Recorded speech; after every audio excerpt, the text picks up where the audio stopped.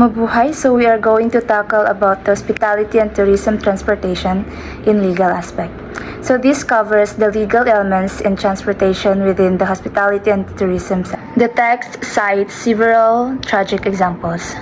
The 1993 Pagoda tragedy, 279 people drowned when a pagoda carrying Catholic devotees sank in the Bokawi River. The 1987 Donna Pass sinking.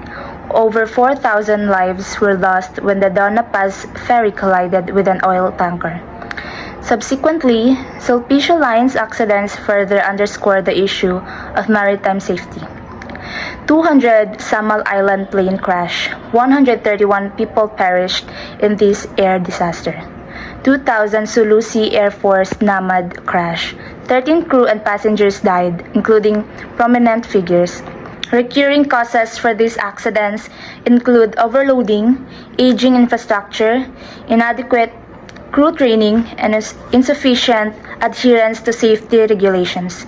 The author argues that a strong legal foundation in transportation is essential for effective tourism and hospitality management, given the vital role transportation plays in these sectors. This legal framework would help prevent future tragedies and safeguard the Philippine tourism industry. Legal cases on carrier classification. In the Guzman versus CA, the law treats carriers equally whether transportation is their main or ancillary business, and whether services are regular or occasional. In Sposes Cruise versus Sun Holidays, ferry services integrated into resort operations were deemed public services available to anyone, reinforcing the common carrier status. The Guzman versus CA. No distinction between main or ancillary transportation business. Sposes Cruise versus Sun Holidays, ferry services linked to resorts considered public transportation. Common carrier. Hold himself out in a common that is to all persons who choose to employ him as ready to carry for hire, bound to carry for all who offer such goods as it is accustomed to carry and tender reasonable compensation for carrying them. It is for public service and subject to regulation, required to exercise extraordinary diligence. And for the private carrier, agrees in some special cases with some private individual to carry for hire. It is not bound to carry for any reason unless it enters a special agreement to do so. Not for public and not subject to regulation. Not required to render extraordinary diligence. Hey there, so let's move on to the elements and characteristics of common carriers. So, common carriers are individuals or companies that offers transportation services to the public for a fee. They play a vital role in trade and commerce by moving goods and people efficiently. Example of that is public offering of services. The carrier must offer its services to the general public, not just selected individuals. Second one is we have the compensation. Services are provided for a fee or a payment. Transportation of goods and passengers. The main purpose is to transport goods or people from one place to another. And let's move on with the extraordinary diligence required of common carriers. So when we talk about that, extraordinary diligence means that the utmost degree of care, diligence, and foresight that very cautious and competent persons exercise. This goes beyond the ordinary diligence expected of most people. Case studies on carrier liability. In Bascos versus CA, common carriers are presumed negligent if goods are lost or damaged unless extraordinary diligence is proven. Article 1734 lists exceptions like natural disaster or acts of public enemies. In Eastern Shipping Lines versus IAS, failure to inspect cargo regularly lead to fire damage, showing lack of extraordinary diligence and carrier liability. Bascos versus CA, presumptions of negligence for lost or damaged goods, while Eastern Shipping versus IAS, carriers liable for fire due to inadequate cargo inspections. The next is the liability period and legal precedents. So, common carriers' extraordinary diligence applies from receipt of goods until delivery. Liability continues during transit, storage, unless the shipper stops the goods.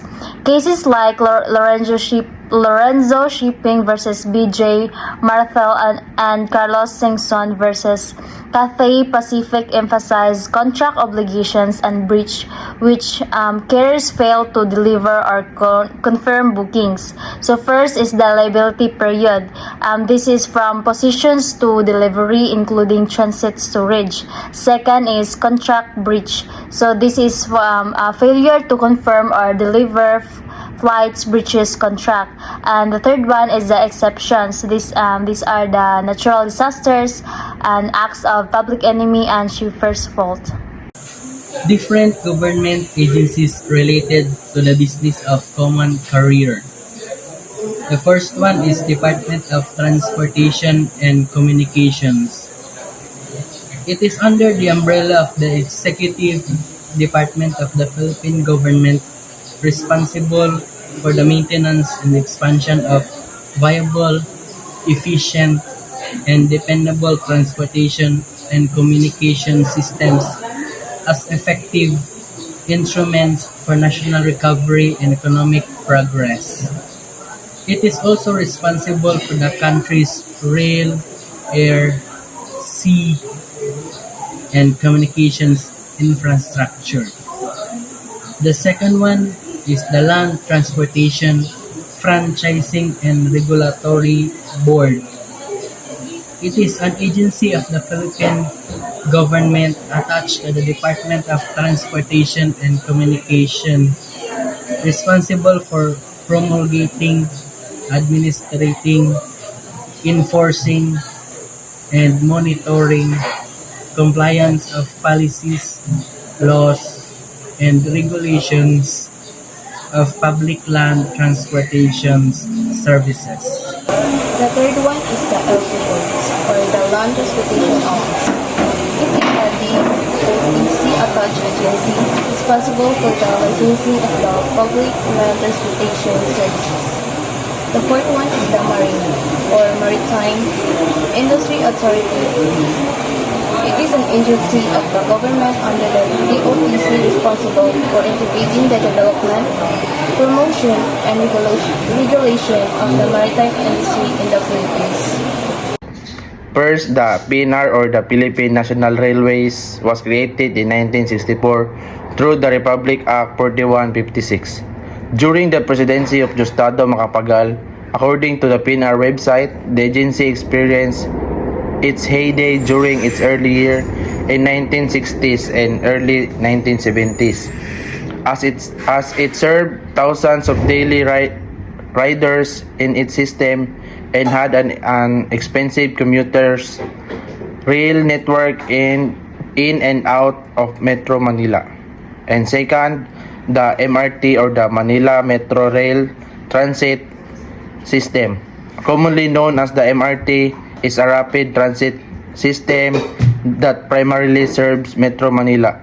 Third is LRTA or Light Rail Transit System, was created via Executive Order 603 on July 12, 1980, in order to oversee the construction and operation of the Light Rail Transit project extending from Baclaran in Pasay City to Monumento in Caloocan. Since then, the LRTA's mandate has expanded to encompass other light rail projects in Metro Manila. The fourth is the Philippine Port Authority or PPA, was created on July 11, 1974 with the issuance of Presidential Decree number 505. This PD was subject of several amendment, one of which is PD number 857, which was issued on December 23, 1975. And next is the Mactan Cebu Airport. The airport opened in the middle year of 1960s. It was built to replace the Lahog Airport, which could no longer be expanded due to safety and physical problems. The airport was then expanded in its later years to become the current Mactan Cebu International Airport or MCIA. The airport is currently the second busiest in the country after Manila Ninoy Aquino International Airports and serves as the country primary alternative gateway. And next, the NAIA or Ninoy Aquino International Airports. The airport, which opened in 1948, has been operated beyond its design capacity of 35 million passengers for years, which clog air traffic and delay flight, resulting in it being consistently ranked as one of the world's worst airport.